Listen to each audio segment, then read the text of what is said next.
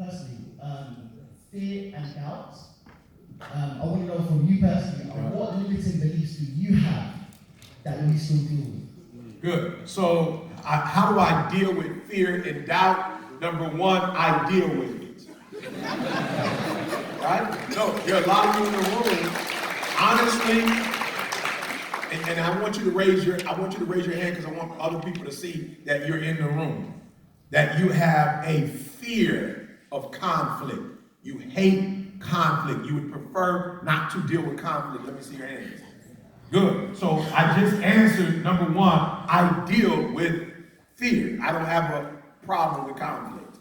It's a part of it, right? So I'm not trying to erase or run from fear. It's real, right? I got on a plane. It's a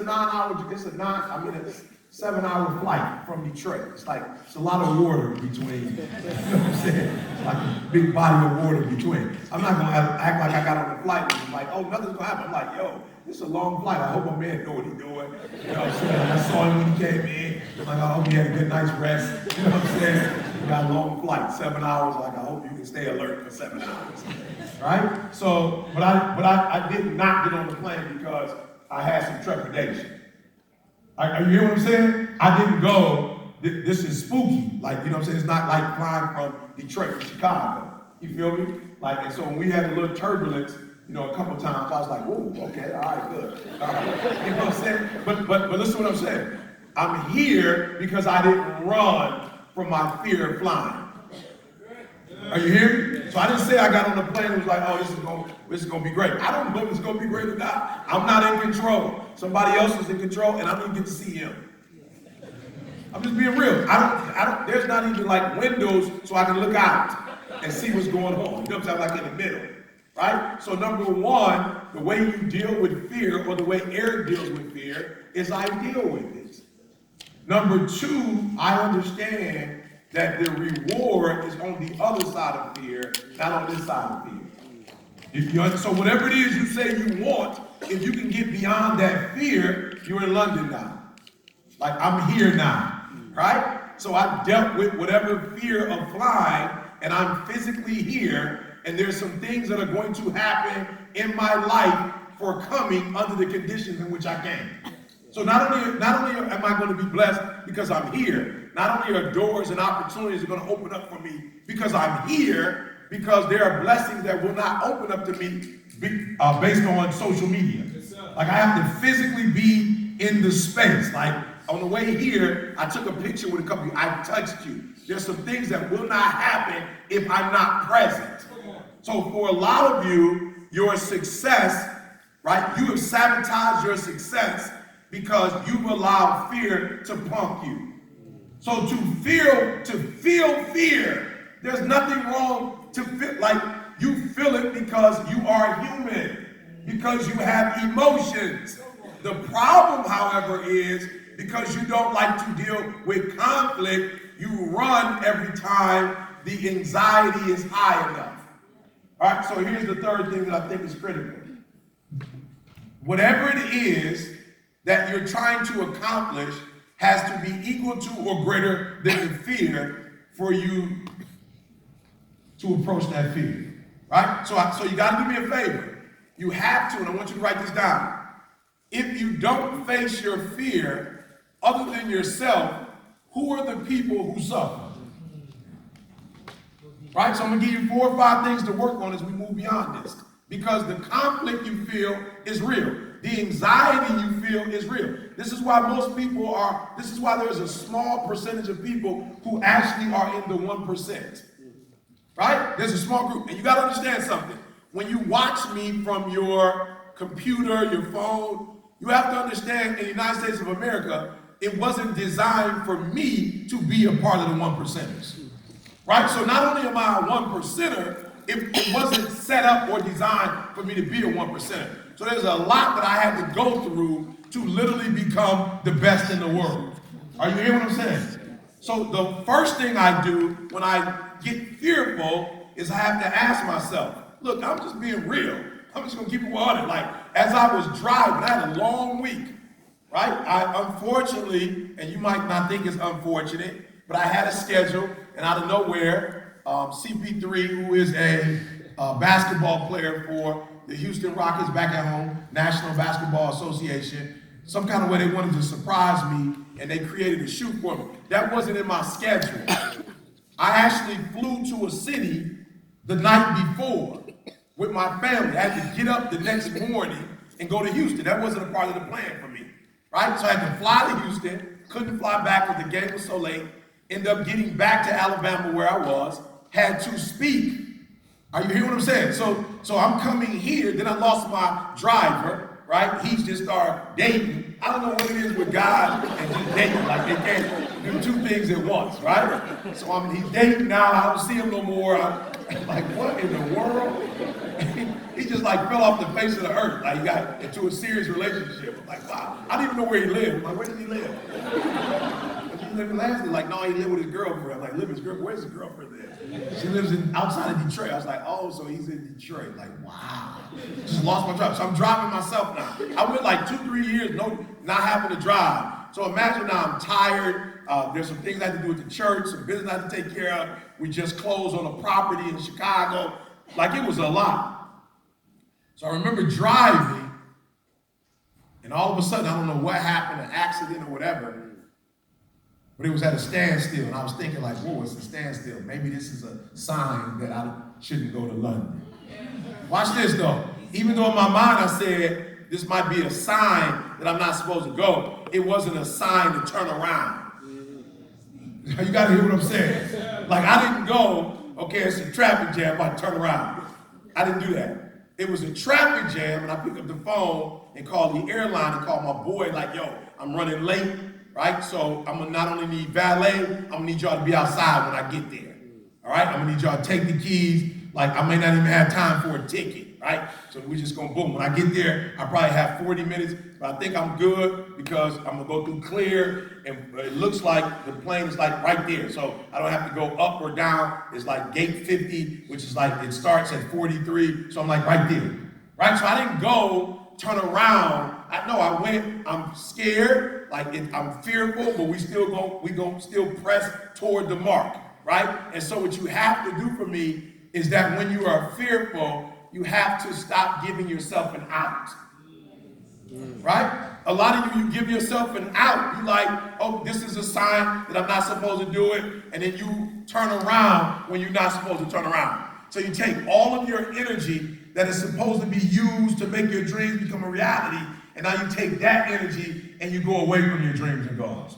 And then you're wondering why you're not a 1%er. Because right? So then you start blaming. You start saying it's your parents or it's the government. Let me say this to you. If you're going to be successful, it's going to be all of that. Like real, those of us who are successful, we can say the same thing. I just don't waste my energy on the government. I just don't waste my energy. Like real, somebody called me the other day, it was like going through it. Eric, I can't believe it, my job is tripping. I was like, what did they do? You know, I'm working on my own career now, and all of a sudden, like, they not feeling me no more. Well, I'm like, what does that mean exactly? You wanted them, you want them to pay for you to quit your job? You want them to pay or believe in you to become the next great speaker and you just leave? Like, I'm like, who does that? Like, who pays for somebody great to leave? Of course they're upset. Of course they don't want you to go. But you're putting your energy on the wrong thing. She said to me, they're trying to mess up my bread. I said, no, you're trying to mess up your bread. You're doing some dumb stuff. You are going to your job and telling your job that they should support your dreams and goals. Who does that? These are your dreams and your goals. No company there's no company that started a business to help you with your goals. That's not what businesses do. Actually, they don't want you to make your dream become a reality so you can stay at the job. Right? Are you hearing what I'm saying? And so you're making up excuses. And so what you're doing, write it down. When you say the government, when you say your mom, when you say your dad, when you say your environment, you're taking good energy and giving good energy away. And now you don't have that energy to make your dreams and goals become a reality. So you can't give your energy away anymore. So just because I was fearful, and then there was a traffic jam that gave me an out, I didn't turn around. I kept going. And so I said, if it's not meant for me to go, I won't find out on the highway. I'll find out at the airport. Some of you have stopped on the freeway. You stopped on the freeway. And there were 3 different traffic jams. But I didn't let those stop me. I said, we're going to get to the airport. And we made it to the airport. Right now, did I make it at the boarding time? Absolutely not. They started boarding at 5:05. I didn't make it at 5:05. I got there like at 5:40, right? And we took off at 6 o'clock. But I was in my seat with 20 minutes left to go. Are you hearing what I'm saying? I was in my seat to get the good juice. It's like, yeah, that's the juice. Are you hearing what I'm saying? So I don't need you to stop just because you're afraid. I need you to keep going when you are afraid. All right. I need that goal to be deeper than the fear. So I think about it. My biological father must have been like the average human being, and he was fearful. So fearful that he wasn't in my life.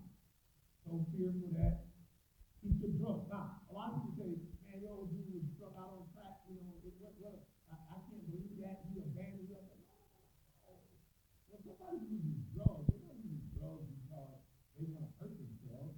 Most people use drugs as a way to pacify something, right? As a way to calm the pain.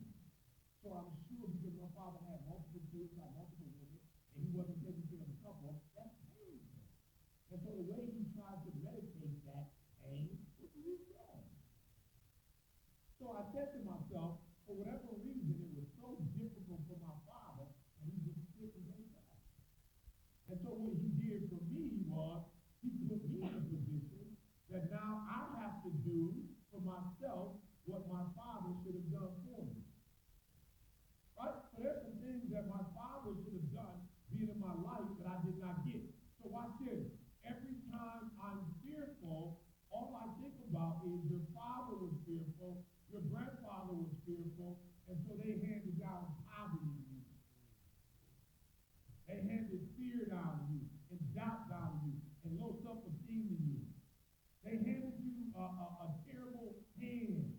So if you quit, that will be the 4th generation of fear that's been handed down. That will be the 4th generation of doubt. That will be the 4th generation of drug addicts and alcoholics. So Eve, you got to get past the fear so you block your children from having to deal with that type of fear.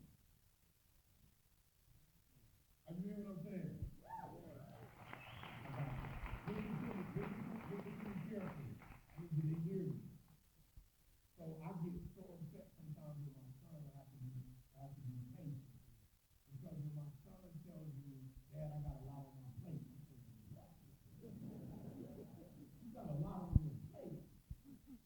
But it is a lot on his plate because his plate does not look like what my plate looks like because I didn't give up.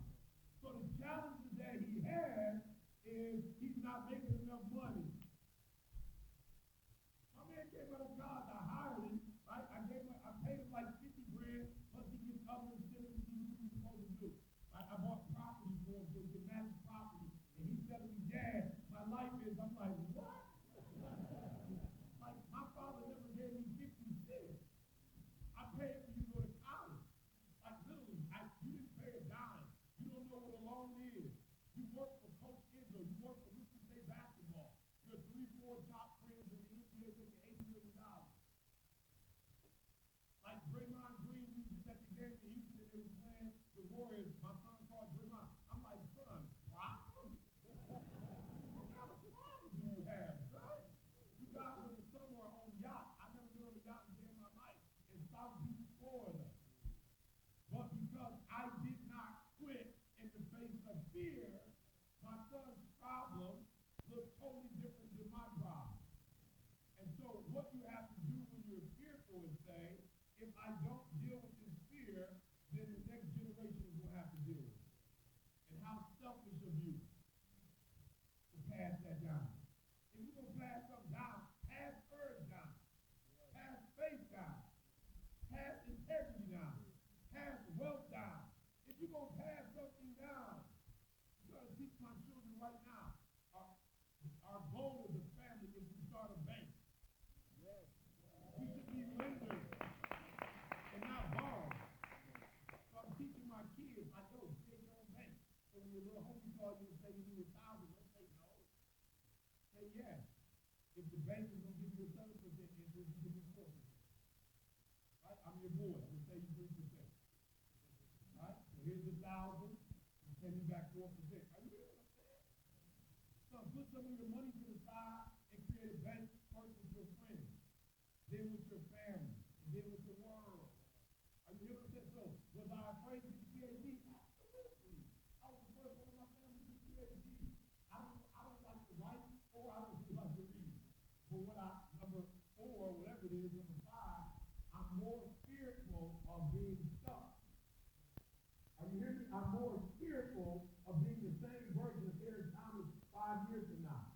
So instead of being afraid of the PhD, I was afraid not to grow.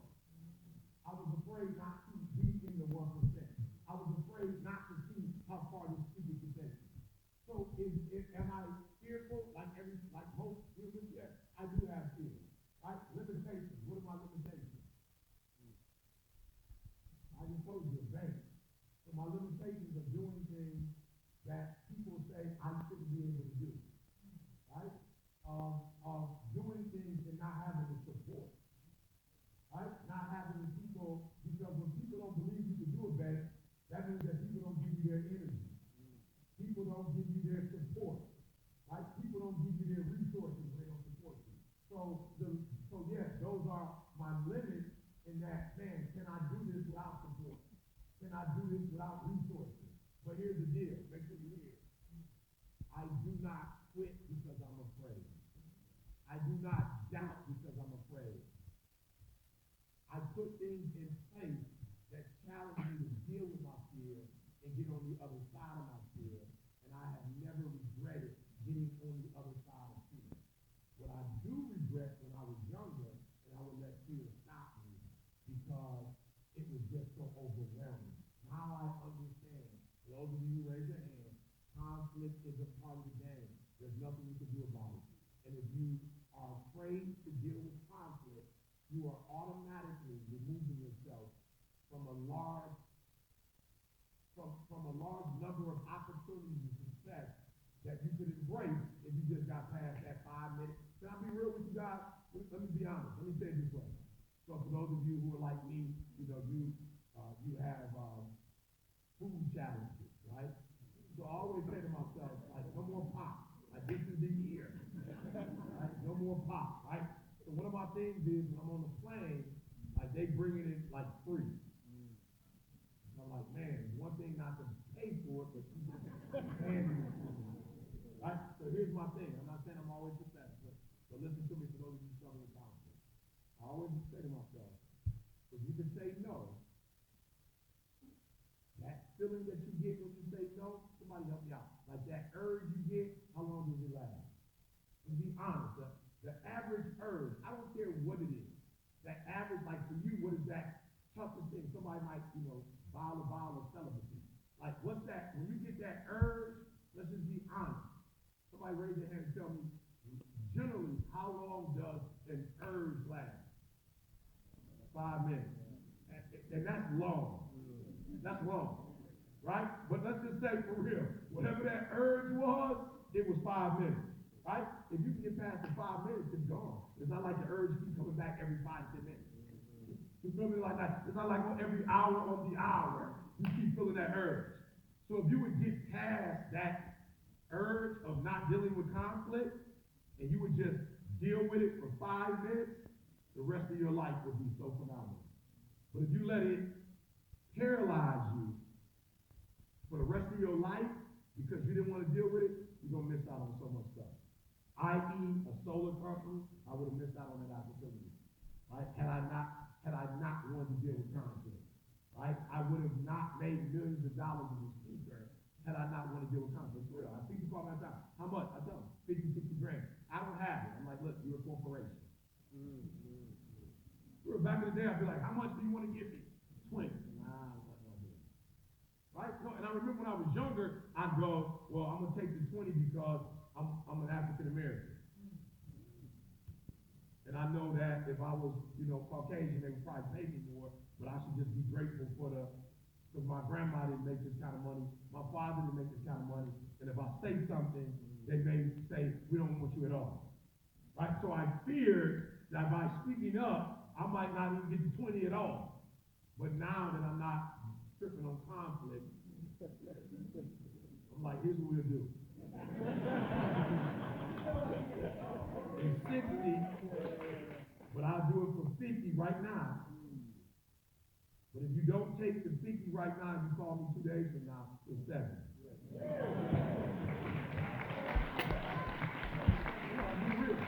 And I need 2 first-class tickets for my wife and myself, and I need another ticket. It don't have to be first class, it's for my videographer. And I need a hotel, I need a suite for me and my wife. I need a deluxe suite with the executive lounge, because I want to be able to go grab food when I'm hungry. And I need a car to pick me up and take me to the hotel, and then bring me a rental car tomorrow, because I want to get one when I land, because that's a 7-hour, you're not hearing what I'm saying. When I got past conflict, and I made myself the priority. Are you hearing me? You don't want to deal with conflict. Why? Because you're afraid to make yourself the priority. This is a company. When I finish with your company, you will make 4 times what you paid. It's not like you're not about to get paid. When I come in there and talk to your staff, they're going to work like they've never worked before. You're going to make more money than you've ever made before. Why? Because I'm going to bring my integrity. I'm going to bring my anointing. I'm going to bring my blessings. So when I get to the building, your company going to go to another level. Why? Because I'm blessed. The Creator has touched me, and whatever I touch turns to gold.